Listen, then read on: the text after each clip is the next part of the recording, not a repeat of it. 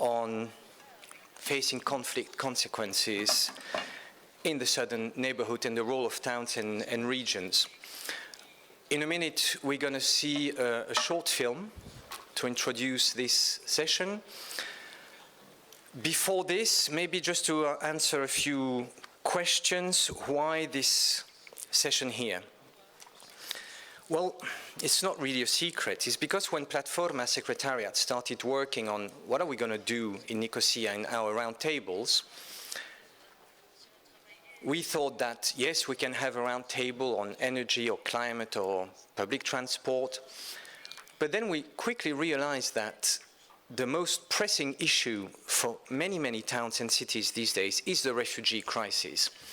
And in a very blunt way, we came to the conclusion that if decentralized cooperation doesn't do anything, pretends to forget, to ignore the refugee crisis, then we would all lose faith about the concept of town-to-town cooperation.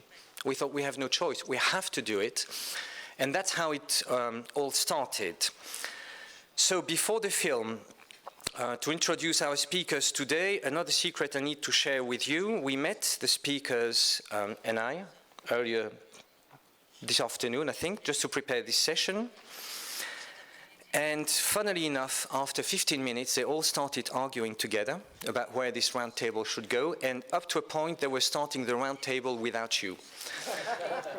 Which I thought was not really the best way, and we thought, okay, well, let's leave this for later.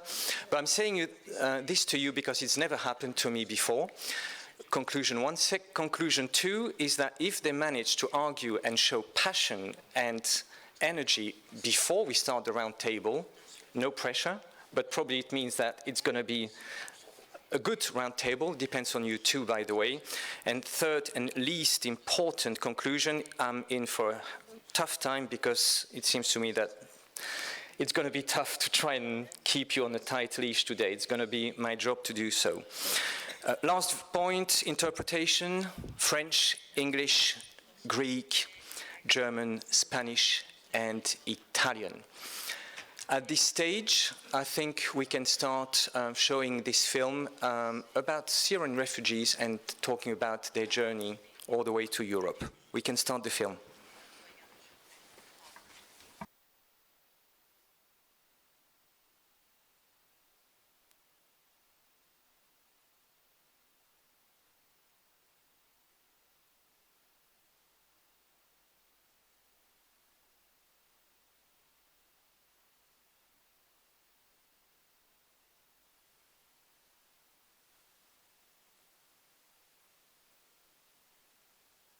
Hi Hala, hi Moham.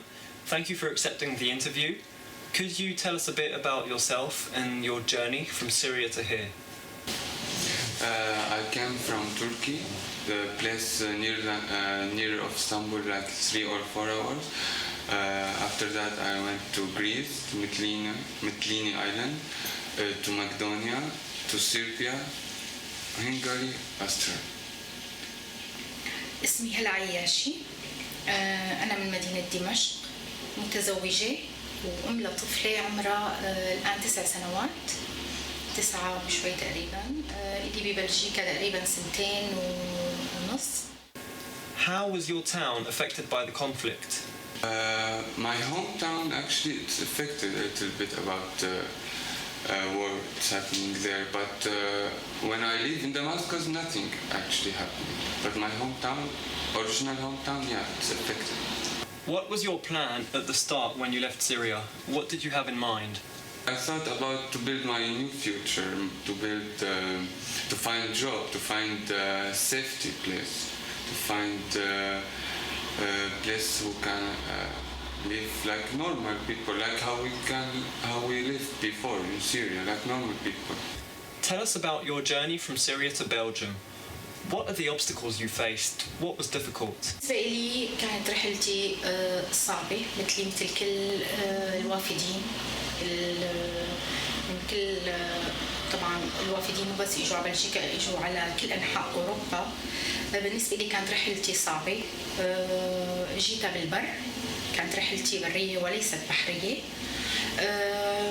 قسيت فيها كتير، شفت صعوبات كبيرة، لبين ما قدرت أوصل لبلجيكا، لأني كان معي طفلة.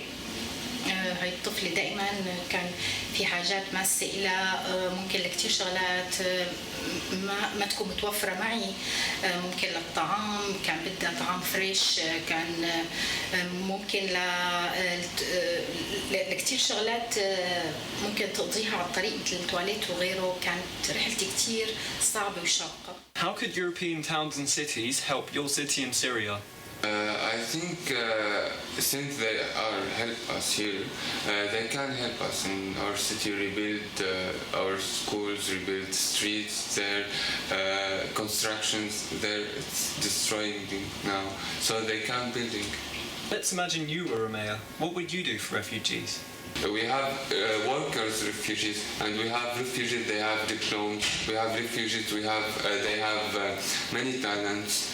So we can choose them we can put them like circles, and we can make maybe organizations or work centers for them to give them opportunity to make them more on the society, to introduce them as normal people to the society.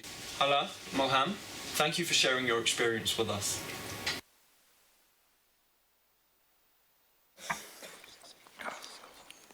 We just felt that to start this debate, rather than work from a technical or political point of view, maybe from a human point of view, would be the best way to start. Let me introduce you to our panelists today. Eleni Lucaidou, you're the Deputy Mayor of Nicosia. You've helped us organize this event. You're also a friend of towns and regions across Europe and even the world. You've been involved in CEMR, Committee of the Regions, for a long time. We've had quite a few sessions, you and I, to discuss especially refugee issues, and you're going to have a few things to tell us about your experience in Cyprus on this. Can I also introduce next to you Fawzi Mazad, who is the technical assistant to the mayor of Amman in Jordan. Again, Jordan, most of us are fully aware of this, is a country that certainly over the last 60 years have been used to hosting waves of refugees that really the numbers of refugees we're talking about in Europe are dwarfed by what Jordan has had to deal with. Je passe au français une petite seconde. Béchir Odeimi. Béchir Odeimi, Director of the Municipalities in Lebanon, and also we want to have two local representatives, one from Lebanon, one from Jordan, who are facing this problem. We have a third elected official from the Kurdish region in Turkey. Thank you for being with us today, and you will also talk about the same theme, how to manage these cities of refugees. Andreas, you are mayor of Köln in Germany. Germany, as you know, is the country that is dealing with the largest numbers of refugees. It is not obvious to manage such a situation. And the idea to have elected officials here with us, it maybe is that our problems in Europe are maybe minor related when we compare them with the problems in the Middle East. Next to Andreas, there is Cor Lammers, who is the mayor of Schiedam in the Netherlands, and he will talk to us about a new initiative. I will not give you the details because I will give him the monopoly of presenting this extraordinary initiative. And we also have Mr. José Luis Vázquez Fernandez on the right. I have asked him a couple of times how to pronounce the municipality. His municipality, he will have a crucial role in the debate because he will have to make the conclusions on what has been discussed here today. I hope I haven't forgotten anybody of the panel. The moderator should be discreet always. Maybe I will start with you, Eleni, if you like, because Cyprus, maybe it's for past centuries you've had refugees here in Cyprus, and very recently also you've had to handle the refugee crisis here in Cyprus.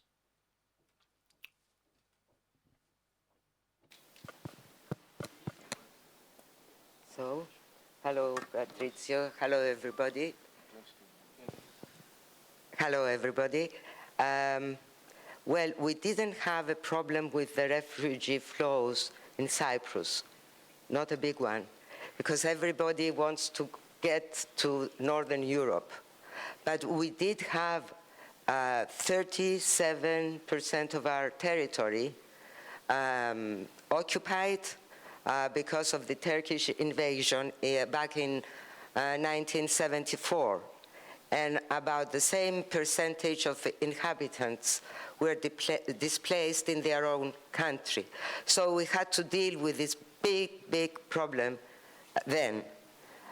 What is the key word for displaced, refugees, and migrants? I think the magical word is cooperation and city diplomacy, of course. And this is what happened here in Nicosia. And I'm referring to two charismatic local leaders, the then mayors of Nicosia, the Greek Cypriot mayor, Lelos Dimitriadis, and the Turkish Cypriot mayor, Mustafa Akinci, who is, I should say now, the leader, the political leader of the Turkish Cypriots. So, about 2 years after the invasion, these two persons sat down away from the lights of publicity, and they created the Nicosia sewage system for the whole of Nicosia.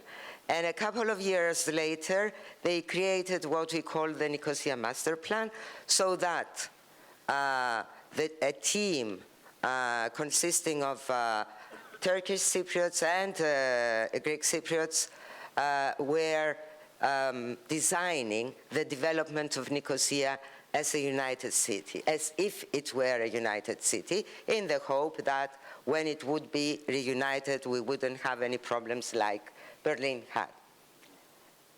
Do you want me to go on? Or I thought you'd never ask. Yes, I thought you'd never ask. No, can I just ask you to add one point on Arlem and the platform with Libya? Yes, of course. So Arlem is the assembly of local and regional authorities, and it has been created by the Committee of the Regions, the European Committee of the Regions, in order to give a territorial dimension to the Union of the Mediterranean. So we gave a status of observers to 2 Libyan municipalities, and at a later stage, a bigger number of Libyan mayors came to Brussels, and they asked for our help. And during the plenary session, the Arlem plenary session, which was hosted in Nicosia last January, we created the Nicosia platform. The Nicosia platform is a platform which will unite cities and towns from Europe helping Libyan municipalities. Because the fact is that the Libyan mayors told us that they have no knowledge and no infrastructure, and they have to start giving services to their citizens and reconstructing their cities. And I must say at this point that the Libyan mayors are the only democratically elected and recognized politicians in Libya now. So we had this platform started. Nicosia is helping them with capacity building. Murcia, the district, or the region of Murcia in Spain, joined. Antwerp from Belgium joined, and many others are interested in joining the platform. This is concrete work on the ground. Thank you. Thank you, and I commend you for the discipline, taking the time. If I could remain, we were talking about Libya, to remain in the southern area of the Mediterranean Sea, and maybe give the floor to Fawzi Massad from Amman. As I said, Jordan has always been the country that sees flows of refugees, especially in the last decades. So in your town, what is the situation in Amman when we see the conflicts surrounding you these days? And how do you think European towns and regions could help? Thank you very much. Thank you for having us here, and I thank the organizer for a good job done. I thank Nicosia Municipality for having us here. Actually, I want to add something about Arlem. Arlem is composed of 40 cities from the southern and eastern Mediterranean, and 40 cities from Europe. Amman is part of those cities, and we are very active, and we have very good meeting here in Cyprus this year, at the beginning of this year, yes, January. Actually, Jordan, as you said, has very long and unique experience when it comes to migration. We have migrants all during the last 70 years. In 1948 we had, and 1967 we had migrants from Palestine after the Palestinian-Israeli conflict. We had about 2 million migrants that came to Jordan, and they were staying in 10 camps scattered in the northern area of Jordan and in the middle area. Actually, Amman has 3 camps of those camps, and they are still present until now. We had another influxes of migrants from Iraq after the Iraqi war in 1991 and 2003. We had about 750,000 migrants from Iraq. And we had about now, since 2011 until now, we have about 1.3 million Syrian refugees who are staying, most of them in the local community. 83% of them are staying in the northern cities and in Amman. Actually, we have camps close to the borders of Jordan, between Jordan and Syria. Those are the only camps. We don't have any camps on cities, although the number in cities are much, much larger than the number on the borders of Syria. Actually, this number of refugees have had high stresses and high shocks on the already strained infrastructure and already strained economic of the country. We have actually we are the second poorest country in the world in water resources. We import about 95% of our energy resources. We are depleting our natural resources because of the high number of refugees in our country.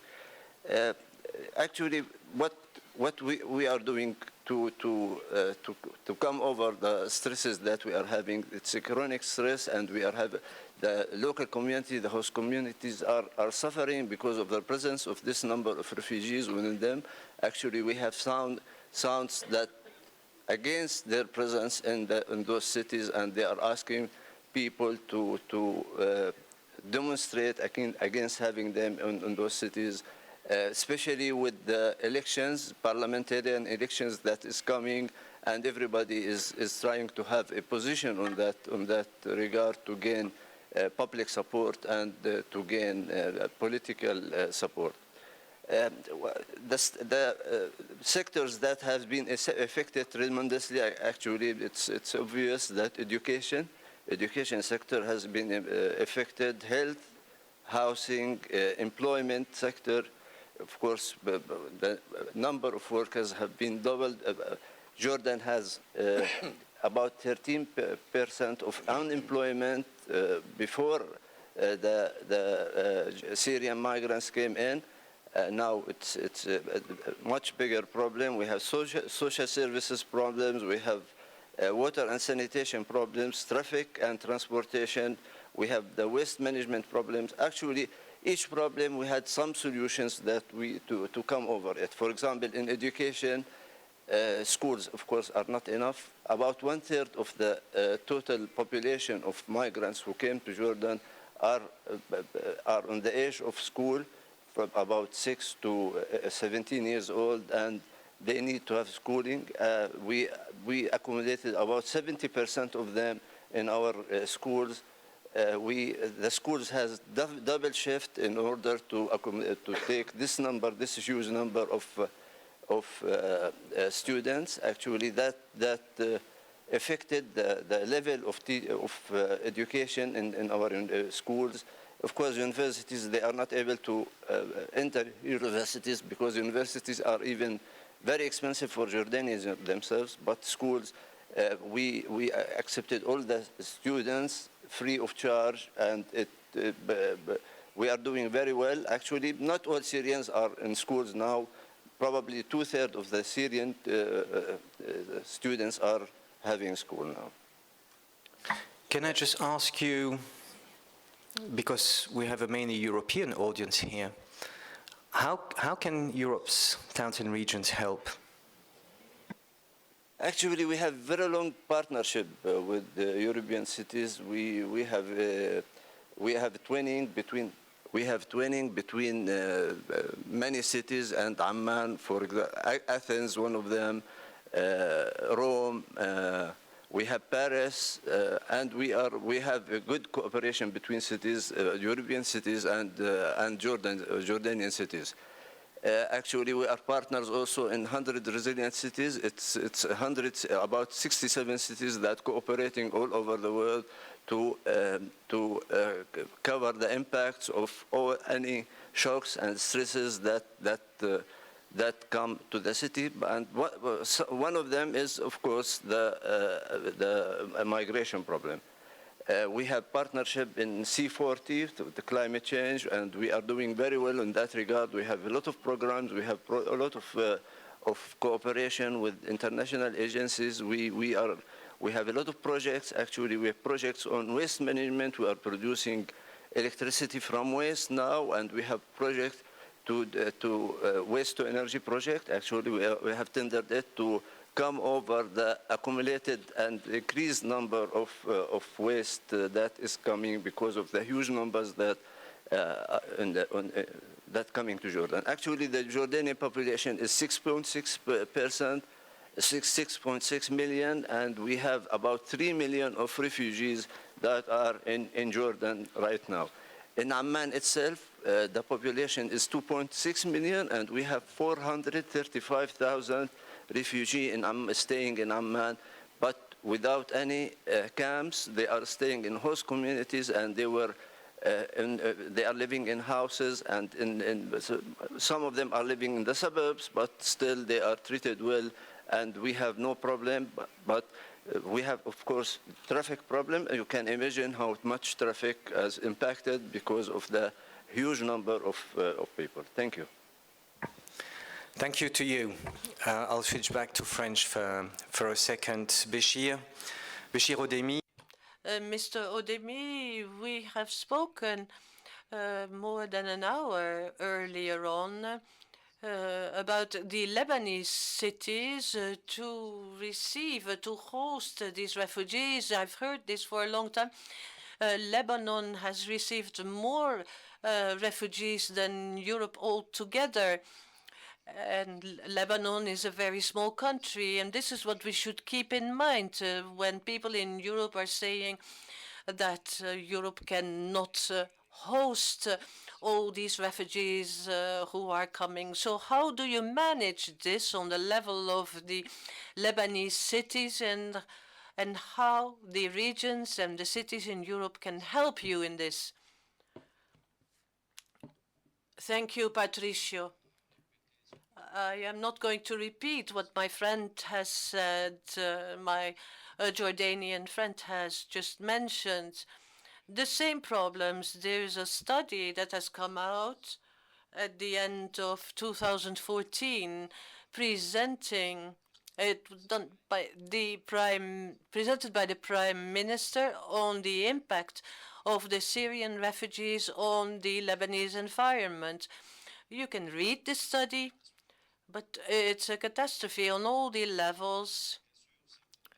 These problems existed before the environmental problems, but this new situation with all the refugees, the impact on the environment has become more severe. The impact of the presence of the refugees in relation to the environment, but also on the economy. It has started 5 years ago with unskilled work that the Syrians started taking up. They accept low salaries, so that has devastated a few sectors in Lebanon. And then later on, we've seen the semi-skilled employments, jobs, and this has started. These have been started to be picked up by the Syrians, and today it's also the skilled jobs, pharmacists, doctors, and engineers, who are taking the place of the Lebanese. And you can understand what this means in relation to the stability, economic stability. What is keeping the country together is the power, is the army, the fight against Daesh, and the intelligence services that are very active within the country. It's a country that is secure, which has helped to pacify the situation that is becoming more and more severe in my country. Apart from the economic impact, the impact related to the pertaining to the security, with this flow of 1.5 million of refugees in relation to 3 million Lebanese. It's 1.5 million official refugees, but Lebanon has hosted 1 million of Syrians that are not registered and that are working in various sectors. So we can say 2.5 million refugees, which is half of the Lebanese population. The impact on the security, we've seen that there have been some problems, you can imagine. But the Lebanese government has encouraged the Lebanese municipalities to recruit municipal policemen. So we've seen small cities that went from 2 to 25 police agents, police officers, and some went even to 45 police officers without any training because there's no time. The means are not available. So it's by trial and error with the mayors. They do what they can. And we've seen that some situations have gone out of control in relation to the rights of the refugees, in relation to the legislation that should be respected. And we, as Technical Bureau of the Lebanese cities, we have a cooperation with the internal security to initiate education trainings for our Lebanese police force. Together with France, we have organized trainings in order to try to face this situation. We have to say that the Lebanese municipalities, it is important for us. This momentum is important because it's a country that doesn't have a president right now. For political reasons. For 2 years now, we don't have a president. The parliament has renewed his mandate twice. He's there, but we are not working. We're not doing anything for political reasons. Lebanon is a centralized country, so all depends on the Council of Ministers. So nothing is happening. There are only the mayors. And this month, the month of May, on the 8th of May, we will have municipal elections because despite the situation, we want to have these elections. Maybe it's the opportunity to launch new ideas with this new team to redress the situation and stabilize and pacify the country, because we are afraid that if things are going wrong in our country, even on the level of the municipalities, there is a flow maybe that is slightly retained, constrained, because the refugees are going towards Europe. But we still have a lot to do to stabilize, to pacify the situation in a country that is very small. I would like to say only that the Lebanese municipalities, apart from some of the cities on the coast that have some means, financial means, the other cities don't have a lot of financial means. So maybe there is a positive element. Not all is negative. The mayors are starting a true practice of decentralization. And this reminds me of the story of France of 40, 50 years ago. Before the law of centralization, the mayors were much closer to the citizen in order to solve the problems of transportation, etc. The mayor cannot wait. And another element is the work of the NGOs in a country. In Jordan, it's the same situation, and Turkey as well, I believe. The NGOs are not worried, are not concerned by the municipal institutions. And if that was the case, it would be fragmentized, which is the last wall standing in the country. And maybe we can go more into detail. You've said you've been harsh in relation to the NGOs in a different session. Now I would like to introduce Béchir, because I have to make a confession. We have conspired slightly, Béchir, the European Commission, and me, and the idea comes from Béchir, an initiative that you have mentioned already. I would like you to talk about it now, to transmit the message, and that is linked to my opening remark that we should all work together on the subject of refugees. I would like you to explain this initiative. You are the first ones to hear this. We are web streamed. I forgot to say, people will follow us. You have to be a bit prudent with what you're saying, because there's the web stream. Béchir, can you say something about this initiative? That is why I'm careful with the words I'm using. In fact, I'm bringing messages of the Committee of the Mayors of Lebanon. So this is a national association because we cannot create this national association for other reasons, and I'm going to express the reasons another time. So this Committee of Mayors analyzed the situation which I've just explained to you. So it makes propositions in order to overcome problems. And I would like to come back to the NGOs. Given the work, the NGOs and how the NGOs work, and in their own statutes, they do not have to take care of the municipal institutions. So what's happening is that all funds, the budget, the money, the allocation, they go to NGOs and mainly European NGOs.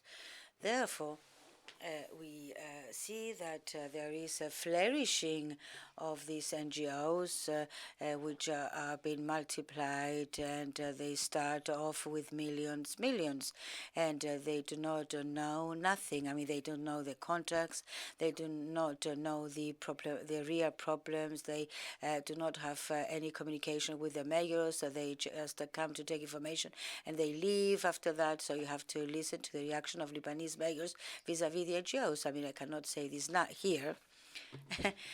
But you can maybe visit this committee of the mayors of Lebanon to hear what they're saying, because they've had enough.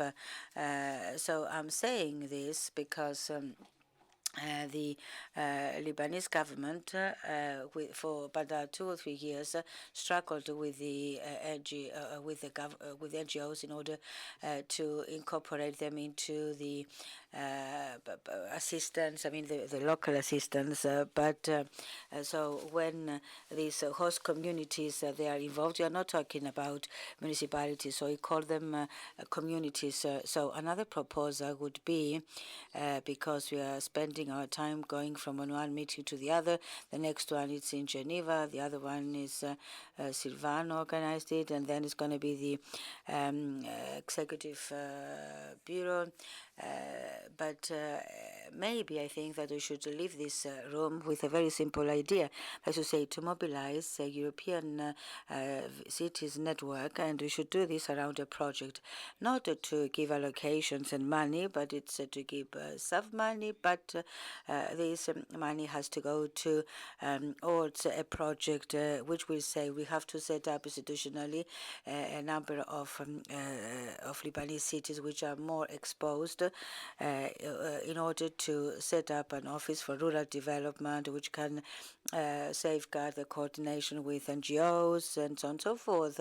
And we should should train municipal technicians, and we do so with a number of French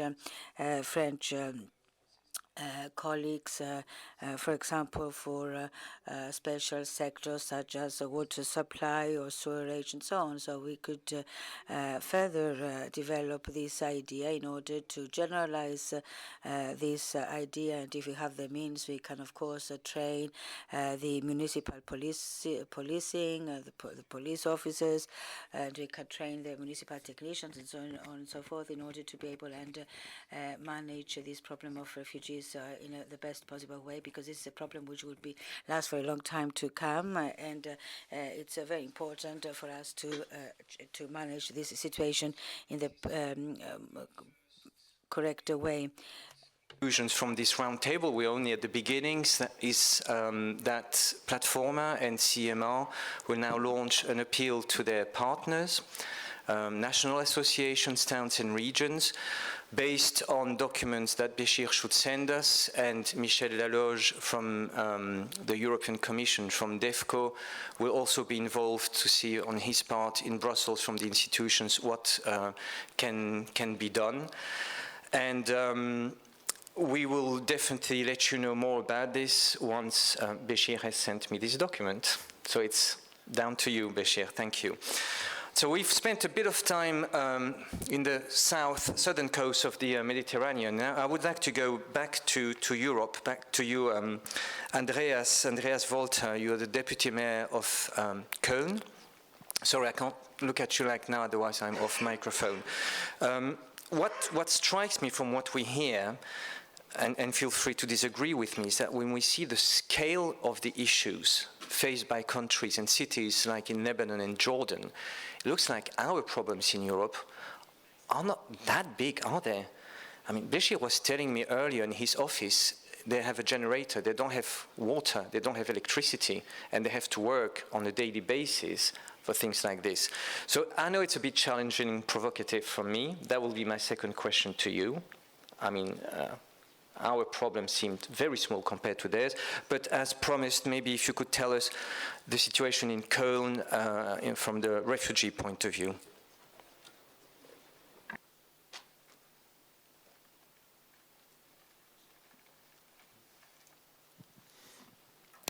Also ich möchte zwei Dinge vorwegschicken. Das eine ist, die kommen, zu großen Teilen auch da bleiben werden. Well, I have a couple of things to say. We think of it this way, that the people arriving in Germany will stay there. We want to integrate them because they will stay. In the 90s, those that came from the Balkans later returned, but these people, I think, are here to stay, and that constitutes a big challenge, not only for us, but for Europe as a whole. It's a European problem, not a German problem. I also want to say that Cologne, with 1 million inhabitants, has faced a problem which really tested our strengths. An extreme right-wing person tried to kill one of the candidates for the post of vice mayor because she was trying to help the refugees. Anyway, she escaped death at the last minute, but that was a big sensational issue for us. It made us think. A lot of people had gone to the Cologne Cathedral for New Year's Day. A lot of Moroccans and some others had attacked women. There were instances of rape or abuse and so forth. And that created a vast reaction in the population who cannot feel the lost trust anymore. We are now trying the 13,000 of refugees, 2,500 of which are children, to integrate them into the city. We have events all the time, and activities. Despite the New Year's Eve events, we want to welcome whoever comes, and they are people who are willing to work.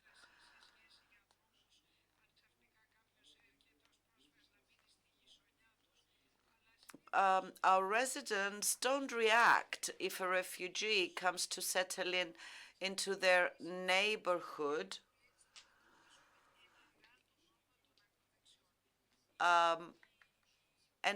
We are trying, and we should all together deal with this extreme right-wing reactions and instances.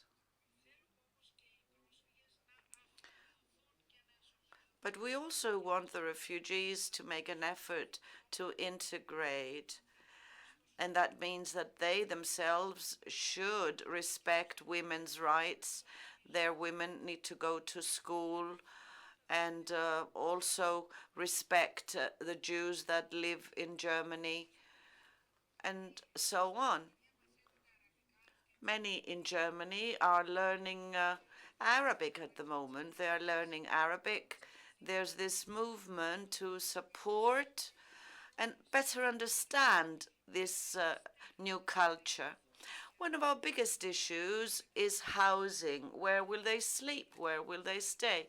We have 13,000 refugees to accommodate and only 3,000 rooms. We've rented or bought some hotels.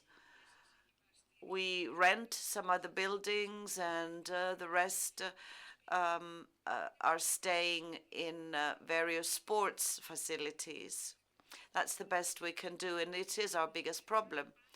All the children, 2,500 of them, go to school in Cologne. We have 85 classrooms that we've created especially.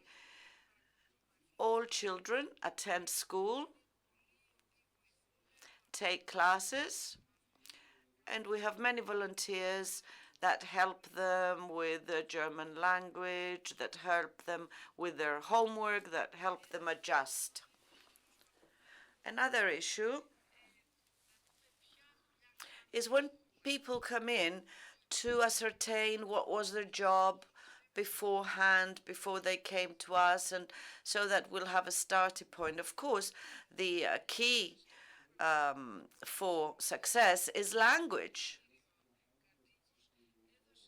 So Cologne, with its 1 million inhabitants, gave 1,700,000 euros for the refugees.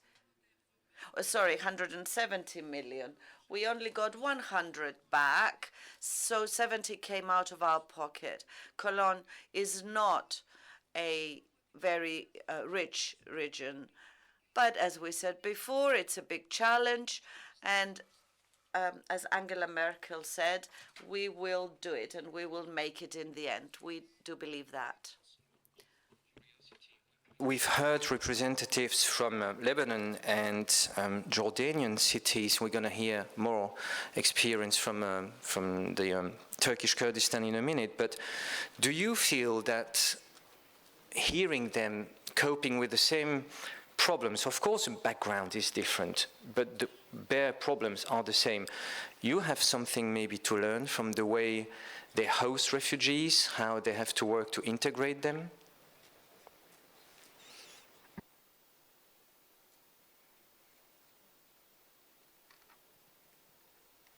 Ja, also ich glaube, die Deutschen können sehr viel davon lernen, also nicht nur, dass die Araber. Well, I have the impression that Germans can do a lot of things and they learn, not just learning Arabic, but other things. We've had peace for over 70 years, and suddenly we have a lot of refugees coming in.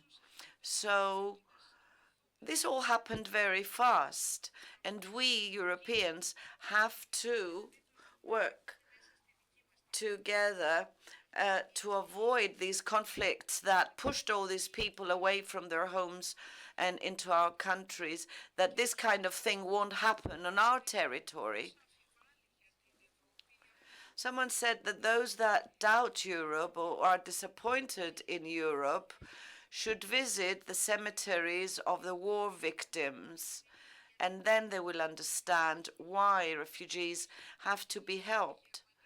And I think that Germans in the past decades, in the past century, don't have such a record to be proud of. They did a lot of negative things, and now we have to do some positive things.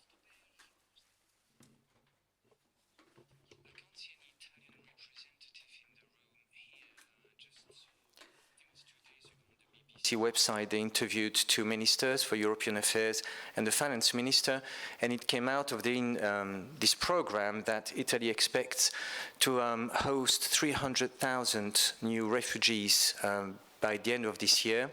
And I think it was the finance minister, I think Padoan, who said that he was really puzzled by the fact that Europe gives Turkey 6 billion euros to stop Syrian refugees come to Europe, and there's only 1.8 billion euros in Juncker's plan for Africa. And he was saying, it looks like topsy-turvy here. We should invest probably more on the ground to create the conditions where refugees or people don't feel like becoming refugees. And there is also a lot of bitterness from Italian towns. You mentioned, Béchir, CEMR Congress, which was last month, I think, in Montesilvano, where we heard, I heard an Italian mayor from Sicily, from a very small town, who said, this refugee crisis means that I feel abandoned by Rome and Brussels. And also the fact that I'm not used to dealing with issues like how do you deal with 300 corpses in the morning when they have washed on your shores by the sea. We're not trained to deal with those issues, and nobody seems to help us on this, which was a very moving story. Now, I'm going to move on to Cor Lammers, because funnily enough, Andreas ended talking about conflicts and the risks of conflicts and how it spreads to Europe these days, even when those conflicts are a long way away from Europe. And Cor, you actually have to use the opposite word, which is about peace now, which is an initiative that I will just leave you to explain to our audience, Cor. I propose we start with a small film that's introducing my statement.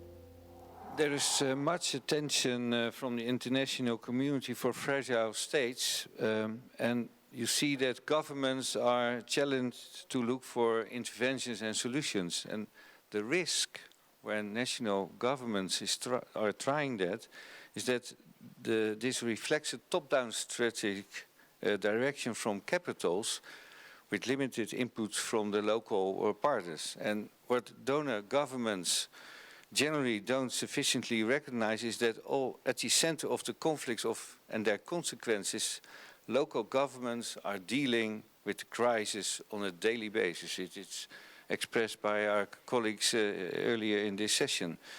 In countries receiving large numbers of refugees, local authorities are the key actors working to accommodate this influx. Look at the experience of Colonia.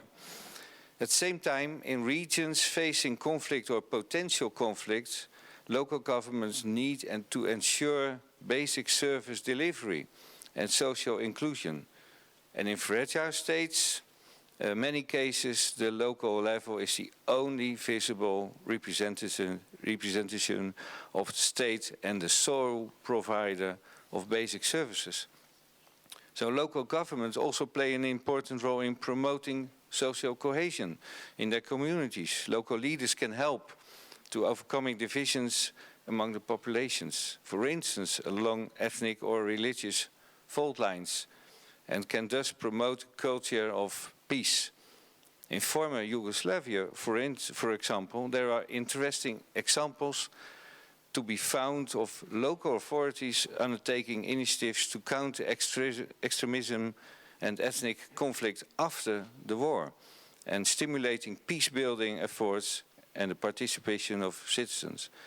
And local authorities show how local governments can play a stabilizing role. There are many studies about peace-building efforts in countries like Bosnia, Kosovo, Rwanda, East Timor, Sierra Leone and Iraq, and they all conclude that a strong local governance system and local leadership are of great relevance to overcome problems in post-conflict resolutions. And that is why, to support local governments and to confront these challenges and to highlight successful examples that can be served as an inspiration for others, some organizations have taken the initiative to set up the UCLG City of Bogota Peace Prize. This Peace Prize is supported by the City of Bogota, the Provincial Council of Barcelona, the Dutch NGO PAX, and VNG International that I now represent.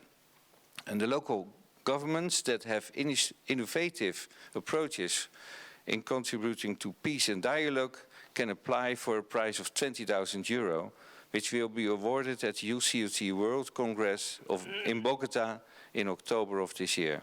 And the 6 finalists will be invited to present their case there because of the best practices that we can share.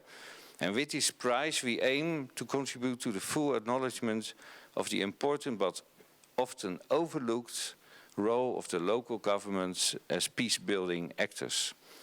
Local governments can apply for the prize until 31 of May, and it would be highly appreciated if you could share this opportunity with local governments, with your colleagues in your network, and to make sure that we get many good examples to show the world how important the role is of the local governments.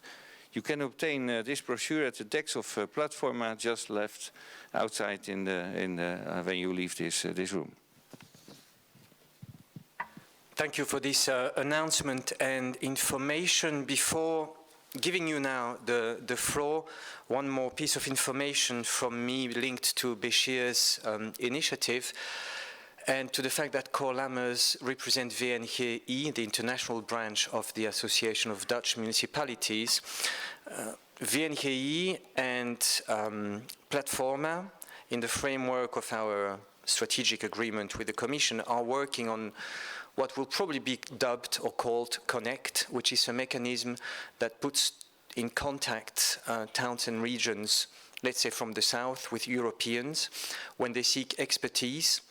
This should be completed by end of June, and I imagine that the refugee issue is certainly one of the ways Connect could help. The first statement from the floor comes from Madam Gultan Kishanak, who's the mayor of Diyarbakir in Turkey and also the co-president of UCLG, the World Association of Local Authorities. But because we do not have interpretation in your mother tongue, and I'm sorry about this, your advisor will speak on your behalf. But just to let you know that Gultan Kishanak actually took the trouble to be with us today, and thank you for being with us today. Hi. Let me, not to lose too much time, let me immediately start to make contributions for the debate. It seems like, Syria's, when you think about neighbors of Syria, we can talk about Jordan, we can talk about Lebanon, we can talk about Israel as well, Iraq and Turkey. And Iraq, when you look at Iraq, they're having their own civil war. And we see that most of the people in here, they heard about the condition in Lebanon and Jordan, but not much about the Turkey. The current condition, of course, we can say lots of things, but I would like to make emphasis on a couple of issues. First one is, it's so important that European institutions are helping Turkey regarding the integration of Syrian migrants into Turkey. But just by giving money, I don't think will solve the problem, because the problem is not mainly about the financial, is not a financial issue.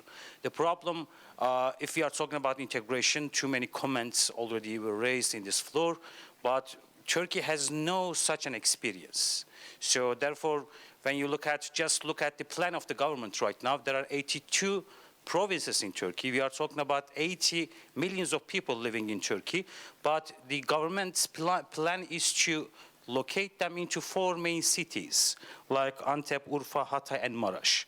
And many of the people in Turkey who are not Sunni Muslims, they have certain concerns like, that this might be, this integration process might turn into a social engineering process, because these are also the areas where the Alevi people, Kurdish people are condensely living. So why not these Syrian refugees are not being distributed among the different locations? This is one of the issues many people are asking right now. And I can say that I will also would like to say something in connection to the civil war in Syria and Iraq, how it affected Diyarbakir city, our own city.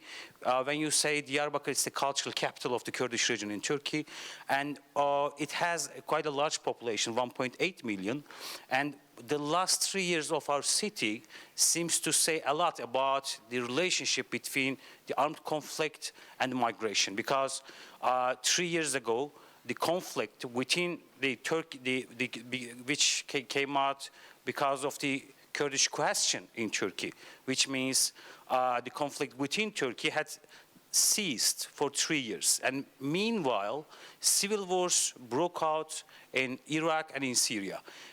In 2014, thousands of Yazidis who had to flee from ISIS in Sinjar Mountains in northern Iraq, they had to come to Diyarbakir, thousands of them.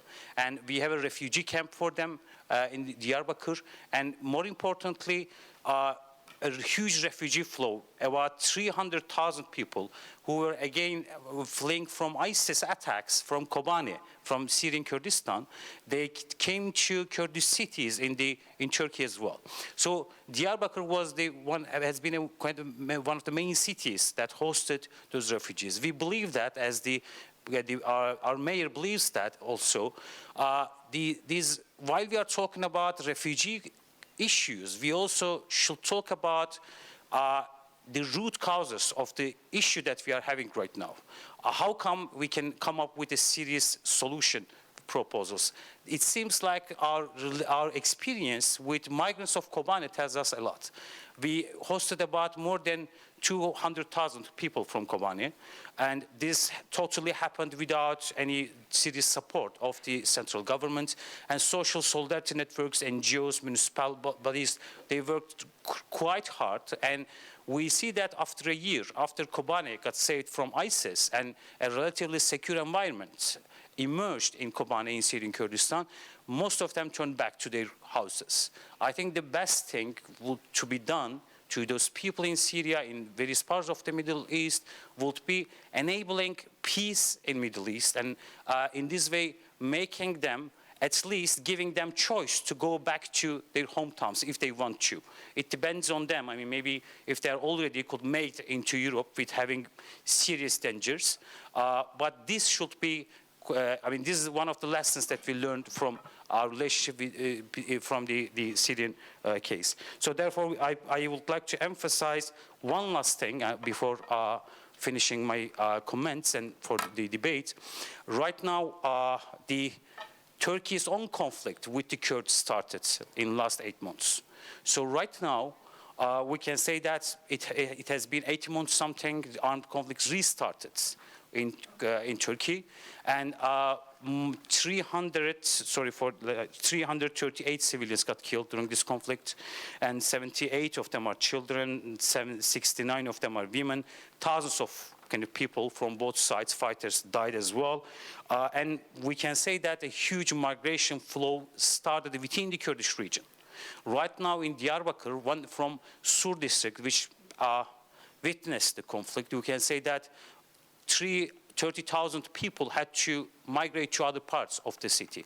And in total, in the Kurdish region of Turkey, because we couldn't find a solution to Kurdish question through negotiation and dialogue, of course, we should emphasize that there's need for going back on the negotiation table to solve the problem. But the point is, because of that, right now we see 300,000 people within the Kurdish region, they are away from their houses because practically conflicts are happening in their cities, and 100,000 of them have no home to go back. So therefore, the last sentence, we believe that while we are talking about refugee crisis issues, integration problems, we also need to talk about definitely peace as well as kind of political solutions to political and social problems. Thank you.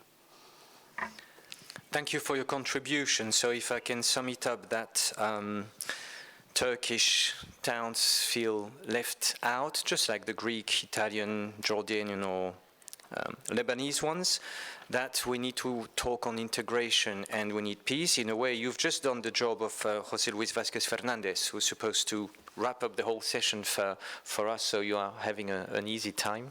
We have to thank the Turkish colleagues. Anyone here, either from the panelists, from the floor, who wants to add a contribution or who feels that some of the things that were said were unacceptable and want to react to them?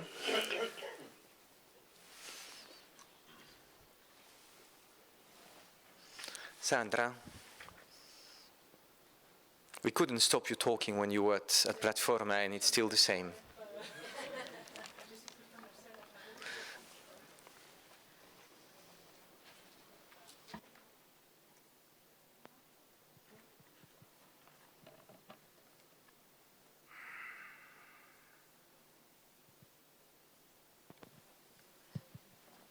Merci Patricia, je suis toujours là. Thank you, Patricia. But I would like to speak about a question which has not been mentioned during these discussions, and especially Eleni, the only woman in this panel, because there is a very sensitive question and very serious and very sad vis-à-vis the situation of refugees, is the situation of women. Can you hear me? So it is especially children, mothers, women with children. So, and the press this year said that in the year 2016, we see that there is a change in the flow of refugees who leave Lebanon, Jordan, to come to Europe. So more women and more children. So my first question is to think of this situation which is experienced by women, and so in this, how we have to deal with women. Another question, and we speak very not enough, but the mayor of Amman must know that in many countries, I read that in 27 countries all over the world, women are not able to give the nationality to their children because their countries are in war. Many of the children are orphans, so many children, they are children who come to our countries and they are without a homeland because their mother cannot give her nationality to the children. That's all I wanted to say, and thank you. Thank you, Sandra. I have 3 requests. We maybe Köln. I do not know. Maybe somebody you want to intervene, but I have another question. Where is the microphone, please?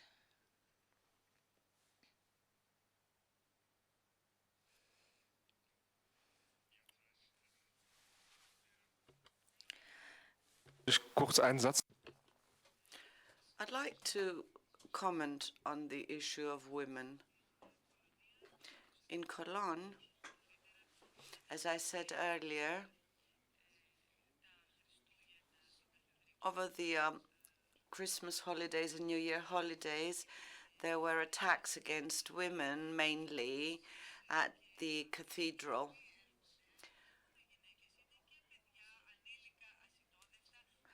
And we are receiving people, we're hosting people, refugees, not only women, but children, also disabled persons and other groups of people that need special attention. There is a team of volunteers that teaches women refugees how to cycle so they can acquire some degree of independence of movement. I've said that as an introduction to saying that the refugees that will be coming to our countries will not only be coming from war zones, but they will be fleeing their countries of origin due to climatic and other reasons as well. That is why a common asylum and refugee policy in Europe is imperative. We have to be ready to receive refugees that come for various reasons. There's a case of twinning with a city in Palestine and in Tunis as well.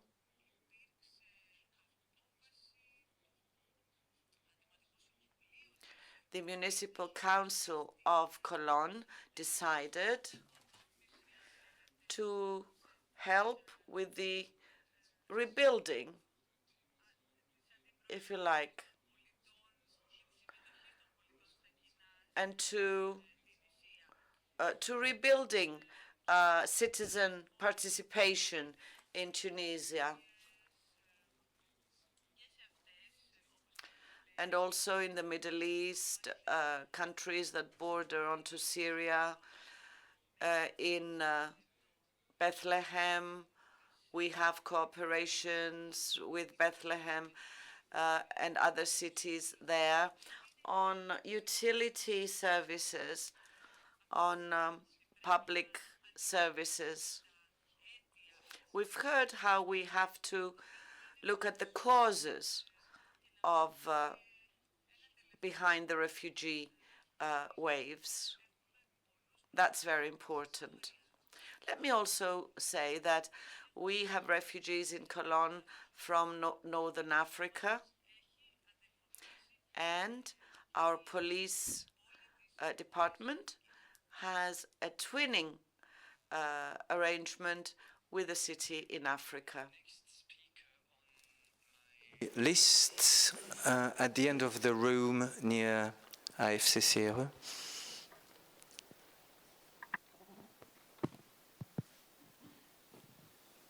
Dankeschön. Mein Name ist. Thank you. Thank you.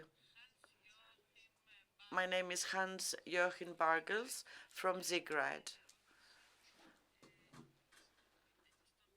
I have a question to the first speaker for Lebanon, to Mr. Massad. He referred to the issue of the NGOs. Did I understand correctly that funds are not enough and that they don't? What kind of funds are we talking about, and what types of NGOs? Are they members of the PLATFORMA or any other network? If you would elaborate, please. Okay. C'est pour toi, je pense. To you, when you criticized the NGO in a nicer way than what you said this morning. In fact, the funds arrive to NGOs, yes, but the amounts do not reach the mayors. The problem is there because the mayors, or rather the NGOs, they do not take into account the mayor. In fact, it is the mayor which has to manage everything, problems having to do with food, with electricity, with waste, sewage systems, and so on and so forth. And the municipality does not receive any money. It is the NGO which receives the money. And the NGO, they do not take care of everything or to reinforce or, I mean, to give training, let's say, to the staff or to organize other trainings and so on and so forth. So this is a problem we encounter. Jocelyne Boujard. Ren, spokesperson of the PLATFORMA. You're given the microphone, but I promise I'll give you the floor again in a sec. Ma ville a aussi la chance d'avoir. My town is lucky to have a partnership with the city of Diyarbakir.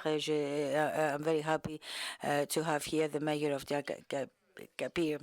aujourd'hui. Et si, and if today we have to find solutions in order to welcome refugees and receive refugees, I think that it is the way we reacted, and this for decades and decades. That is to say, we call on European diplomacy and on behalf of the European governments, and this diplomacy should be frank, should be efficient, and I believe, and I would like to thank my colleague Lebanese for municipal diplomacy and what you said. I very much agree with what you said.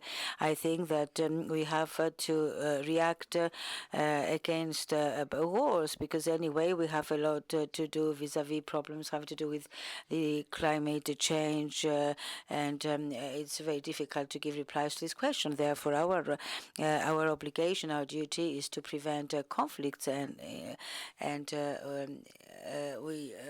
we know very well. We shouldn't play it that you are angels. I mean, we know how things get organized, but maybe we have discussed amongst ourselves, and the last measures which were opted in favor of Turkey by the European Union, these were not the best. It was not the best solution. Thank you, Justine. I guess I promised to give you the floor. I'm very sorry. Jan, please, at the end of this room. Thank you.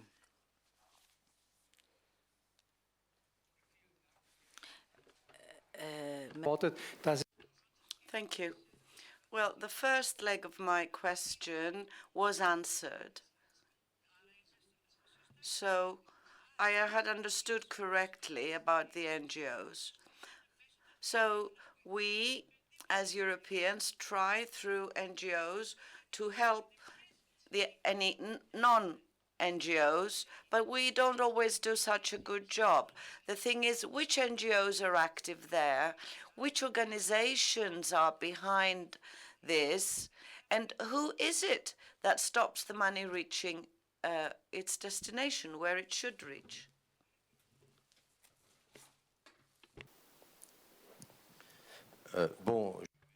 I will explain that, for example, the agency, the UN Agency for Refugees, we are in conflict between this agency of the UN and the Lebanese government, for example.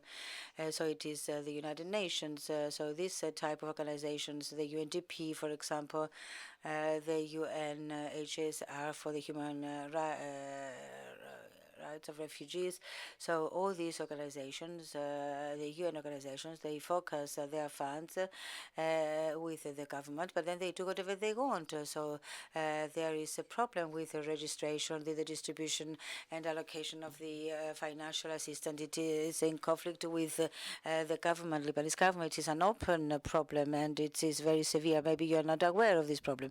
And of course, there are other very well-known NGOs. So, for example, Solidarité Internationale, International Solidarity, with 200 members of their staff, and another French NGO with 55 employees. I'm not saying that they do nothing. They do do some work, but there is no coordination with the municipality involved. We see that there is allocation, for example, the money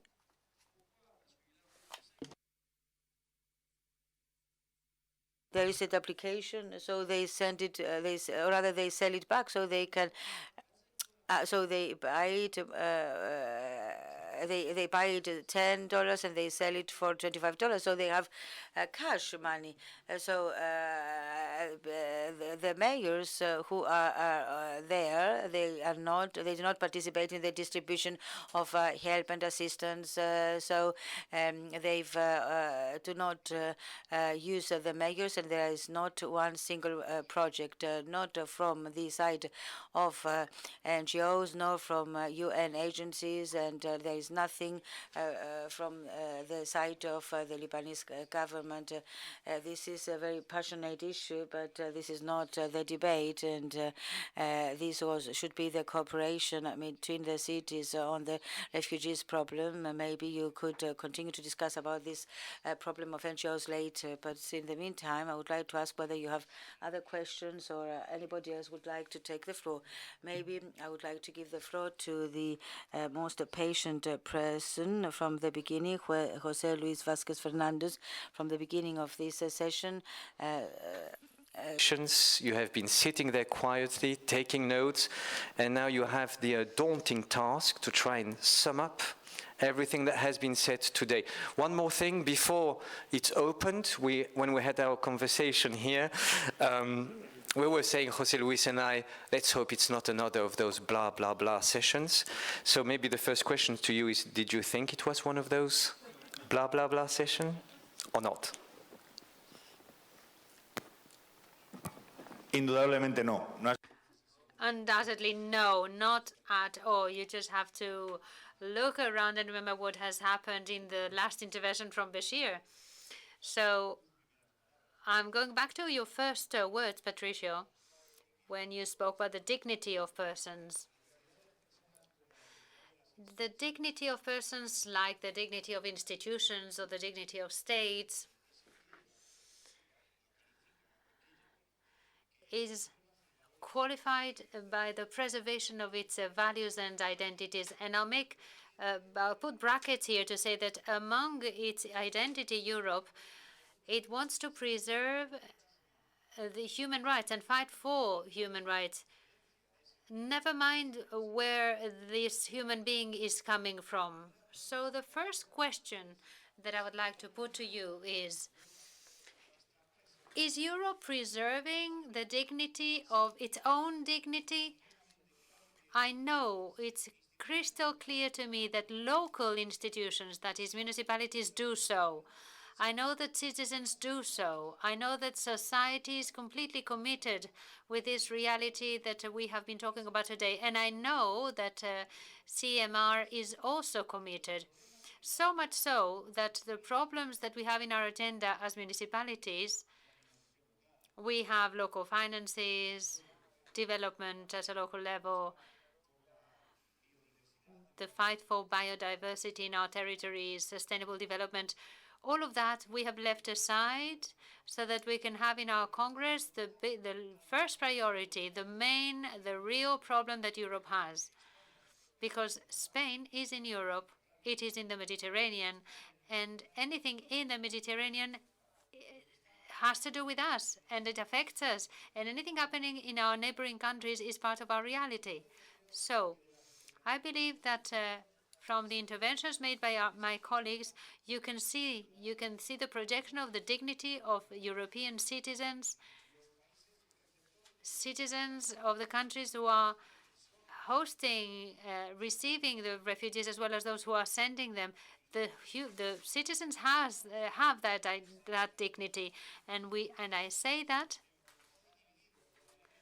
considering that Nicosia, that has been divided by a line, the two mayors without the cameras and searching for the objective of serving the citizens and not the objective of the TV camera, achieved a better standard of living in spite of the fracture that we hope will be solved in time.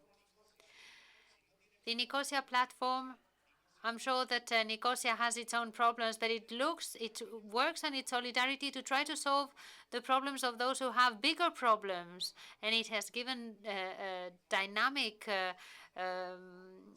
efforts within this platform in order to solve the problems that are harsher of the problems that the people in Nicosia have. Now, we've heard about the reality of the Jordan people as well. I have to make an appeal here to the thrust given by the Spanish Federation of Municipalities and Provinces to the initiative from PLATFORMA. PLATFORMA is an initiative that came out of the CEMR, and therefore we have to claim it as our own. We have to be proud of something which is so useful, because mayors, both men and women, are interested in whatever is useful for our people. demagogics and television is only used when it is useful, and Platforma is very useful. The common denominator of all the speakers was the absolute need for cooperation and exchange in a direct manner from city to city. Those who receive the refugees as well as those who where they come from in Europe, as well as the cities and municipalities in Africa or in Asia who are in the middle of a conflict, may it be because of a war or because of the economic needs, because of an unsustainable development that does not allow for a decent life in their countries of origin. So this cooperation that has to be projected through this Spanish Federation in Jordan and through Platform leads us to another very important conclusion, having listened to you all. The reality that you have described to us is what is being diagnosed constantly, and we've heard today, this very morning, that we are all aware of that, Fetzi. We all know the diagnosis of your reality. What we demand as mayors, what we demand as citizens and as a society to our states and to the configuration of the European Union is, once you have done the diagnosis, you know the causes and you know the consequences, please stop continuing with an unnecessary red tape. Stop using words and interminable agreements. Let's defend the human rights that are not being preserved enough. And after having listened to Bashir, unfortunately, as we say in Spain, when the river is troubled, the fishermen will gain from it. The aid that comes from solidarity is not efficient if it's not done in coordination with the mayor, because there's no one as the mayor, no one like the mayor can know what the needs of a city are, the demands, the aspirations. And that is what he reflected here. The lack of direct relations with the mayors and the local authorities in order to coordinate the aid coming from the NGOs. And this is something very important for us as well, because corruption does not only happen among politicians. Not only politicians are corrupted. Unfortunately, in times of crisis and of needs, that's where corrupted people take advantage in a cruel manner. The example given by our friend Andreas is an example of that Europe of values, that Europe with dignity, where citizens in Cologne, with their municipality and with all the different collective groups, have played a very important role in such a subject which is here on the table. The people who leave their homes leave in order to stay. They come in order to stay, and so you don't have to treat them as temporary refugees. You have to treat them with in a natural manner. You have to make sure that integration is full integration. These children will have to go to school like the rest of the European children. They have working aspirations like the rest of European citizens, because the people that come as refugees are not different from us. They are as citizens as we are. There's another saying in Spanish: you cannot put doors to the fields. Now, the field is our planet.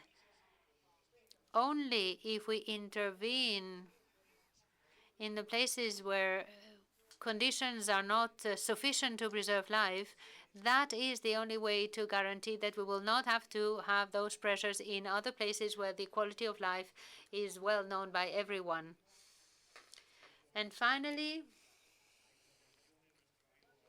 intervention of our Dutch friend to appeal to peace. to appeal to peace as a fundamental value, as a motivating value, as an example for the whole of the community and the whole of society. Not to think about the negative effects, but rather to search for the negative effects if peace is not in the horizon of each and every one of our objectives. So yes, through the platform Connect, we should disseminate as much as possible the initiative to promote the creation and the exchange of best practices of citizens who come from other places because of the war or because of difficult situations and that are obliged to leave their own homes. And the last message, direct cooperation between cities, the exchange of experience and of capacities among us is a guarantee for success in the objective which is ours, to make our claims vis-à-vis the state and the European, at the European level, with the firmness of our decisions as mayors, is something that we have to convey, as we did yesterday in the declaration of the CEMR. And last, unfortunately, a year ago, on the 19th, a vessel went down near Sicily. The number of persons who perished there coincided with one of the two villages that I represent.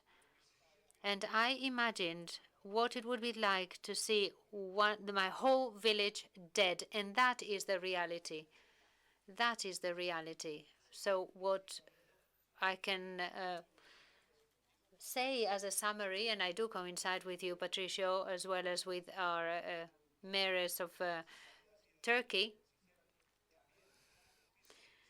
that have received and hosted all those who suffer, I think the conclusion and the final summary can be that only peace, only cooperation among cities, because that is where citizens live, can be a guarantee for success, for the future of a planet who needs a space for peace. Thank you.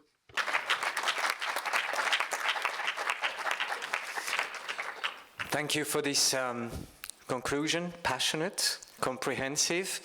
If nobody wants to have the famous last words, I would like to thank you, the interpreters. I switched from one language to the other. You did a great job.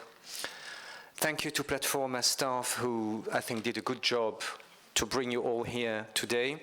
And please don't forget when you go back home to spread the message that through PLATFORMA we can convey messages, requests of assistance from some towns in the south to Europe, or even vice versa, whether it's on refugee or other issues.